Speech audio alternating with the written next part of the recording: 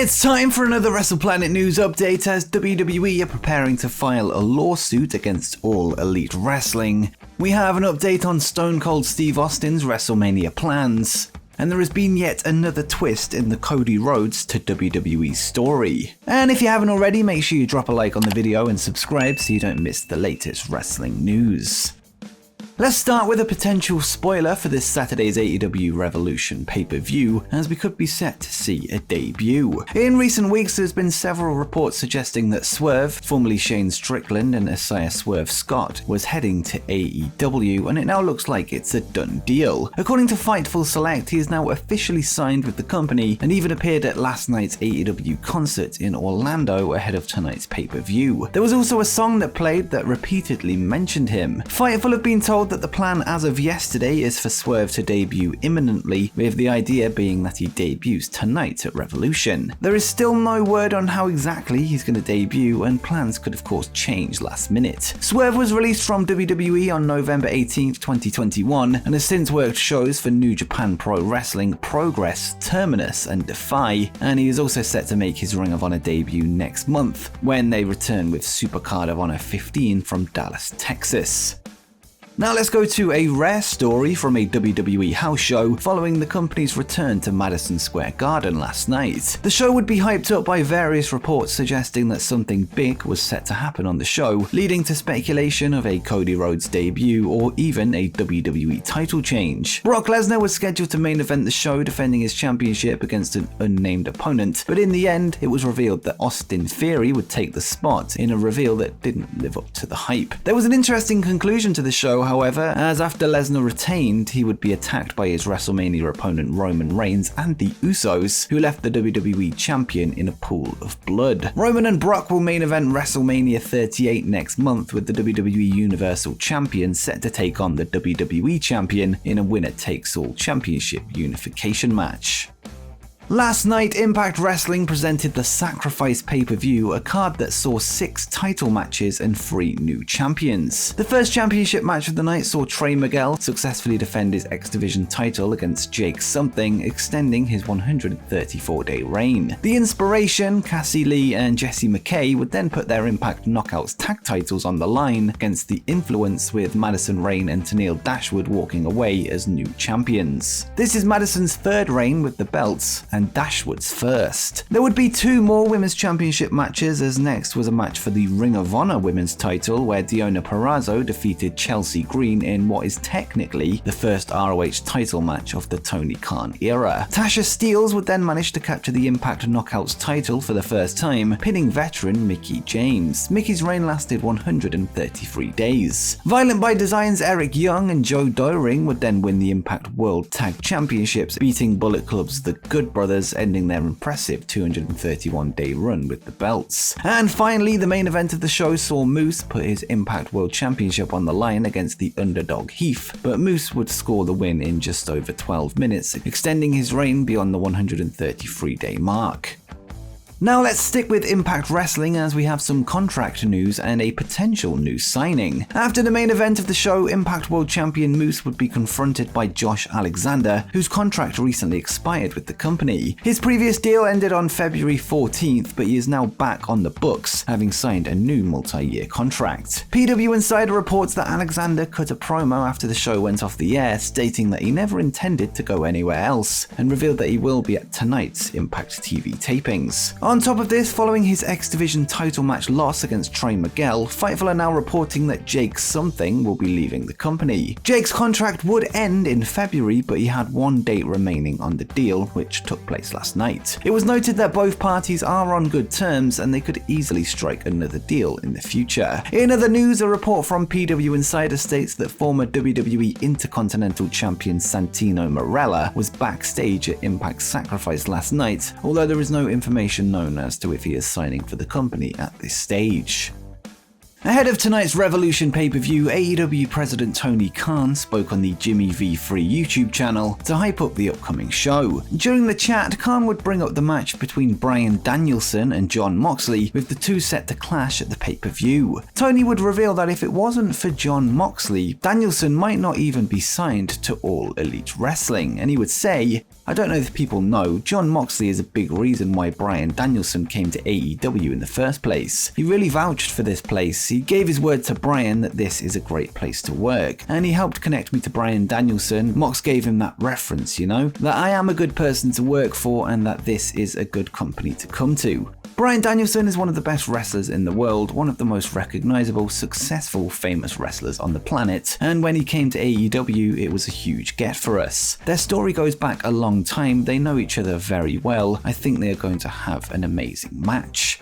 Tonight, Bryan Danielson and Jon Moxley will meet one-on-one at Revolution, and in recent weeks, Danielson has tried to persuade Moxley to form a stable with him, consisting of the two veterans and a selection of younger talent. It remains to be seen if the two men will eventually join forces after they fight, and it won't be too long until we find out.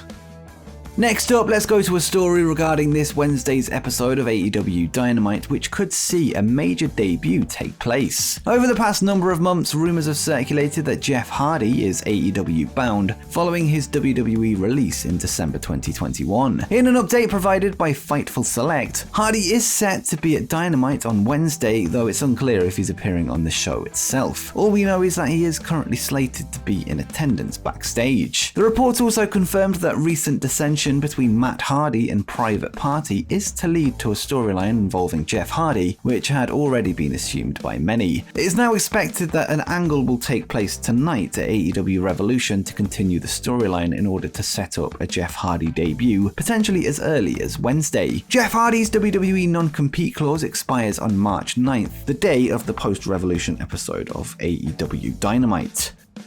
Now let's go back to the Jeff Hardy AEW situation, as we have a report that suggests WWE is building a legal case against All Elite Wrestling. According to Dave Meltzer on Wrestling Observer Radio, WWE believe that there has been a breach of Jeff Hardy's WWE contract by AEW. The case relates to a recent interview with Hardy last month where he admitted that he was AEW bound, despite still being under his 90-day non-compete clause. This suggests that he has already had talks with AEW, which would be considered as contract tampering. Hardy would later backtrack on his claims, stating that AEW was his goal and wasn't a certainty. This was after the interview went viral. Hardy is only legally allowed to negotiate with another promotion 90 days after his release, which would be March 9th and onwards. Meltzer claimed that WWE is looking for evidence of contract tampering by AEW and said, "Look, we all know that Jeff Hardy is coming in. Jeff Hardy himself said it until he realized, oh my god, I just effed up. So he had to say I didn't mean it, because it's like, of course he's coming in unless something falls through. It's understood, everyone in wrestling knows it, but you can't say it." Jeff Hardy today is under contract to WWE. If you say that, it's like it's freaking admission to tampering. Jeff saying it is already a problem with WWE because of course they're looking to do something legally in this situation. I mean, they're looking for that mistake. Despite a potential lawsuit, nothing should stop a Jeff Hardy debut happening from Wednesday and onwards. It's not clear if the aforementioned interview will be sufficient evidence in itself, or if WWE have any other evidence available to them, but we will keep you updated should any further developments occur, so be sure to subscribe with that notification bell turned on.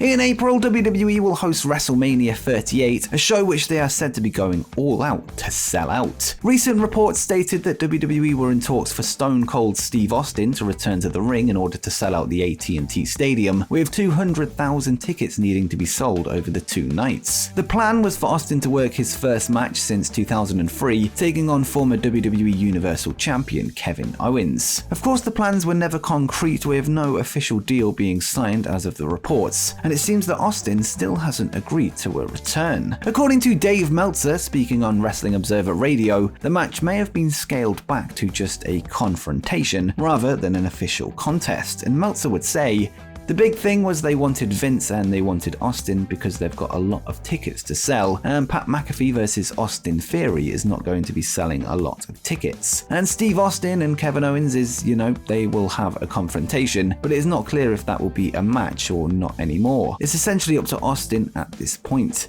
They want the match, they thought they had the match, and you know, Steve, there's a reason he hasn't wrestled for 19 years. I just know that as of Friday, he had not agreed to do the match, even though it was on the books. Now it's on the books as a confrontation. For those that have followed Austin's career since his retirement, a comeback match has always been seen as unlikely, with the Rattlesnake content with the way he went out against The Rock at WrestleMania 19. This was the first time Rock had defeated Austin in their third and final match at the event. Things could always change, but the Austin return match is up in the air right now.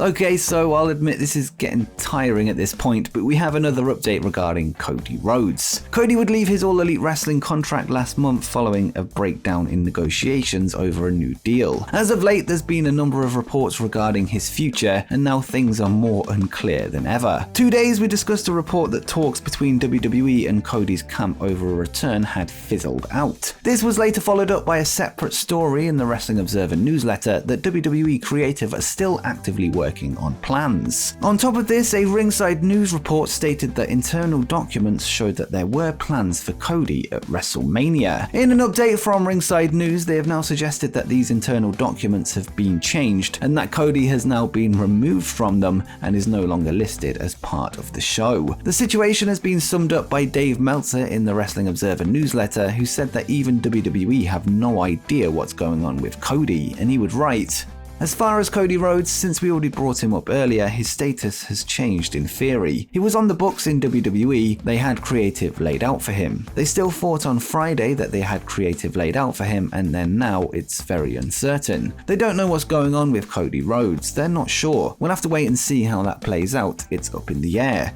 They don't know, they thought they had him and now it's not like it's dead, it's not like they think they don't have him, but they're not sure. Everyone in the world thinks that Cody runs Ring of Honor or something. I suppose there's ways to do that angle and everything like that, but I guess we're just going to have to wait and see how this all plays out."